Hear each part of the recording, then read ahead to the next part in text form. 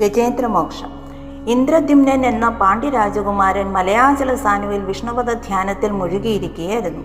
അഗസ്ത്യമുനി ശിഷ്യരോടൊത്ത് അപ്പോഴവിടെ എത്തി. തന്നെ കണ്ടിട്ട് എഴുന്നേൽക്കാത്ത രാജകുമാരനെ നീ കാട്ടാനയായി പോകട്ടെ എന്ന് മഹർഷി ശപിച്ചു. സമാധിയിൽ നിന്നുണർന്നപ്പോഴാണ് ശാപവൃത്താന്തം കുമാരൻ അറിഞ്ഞത്.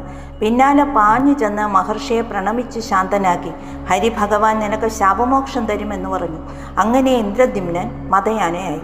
അങ്ങനെ ഒരു ദിവസം ഇന്ദ്രദ്യുമ്നനും മറ്റ് ആനകളും പാൽക്കടലിൻ്റെ മധ്യത്തിലുള്ള ത്രികൂടത്തിലെ ദിവ്യ സരസിൽ ഇറങ്ങി കളിച്ച് രസിച്ചുകൊണ്ടിരുന്നപ്പോൾ ഒരു മുതല ഗജേന്ദ്രൻ്റെ കാലിൽ പിടികൂടി. രക്ഷപ്പെടാൻ പരമാവധി ശ്രമിച്ചു. രക്ഷപ്പെടുത്താൻ മറ്റാനകളും ശ്രമിച്ചെങ്കിലും എല്ലാം വിഫലമായി. ഈ പിടിയും വലിയും ദീർഘകാലം നീണ്ടുനിന്നു. മുതല കൂടുതൽ കരുത്തുള്ളതായിരുന്നു. ആനയുടെ തുമ്പിക്കൈയുടെ അറ്റം മാത്രം ജലോപരിതലത്തിൽ കാണാമായിരുന്നു.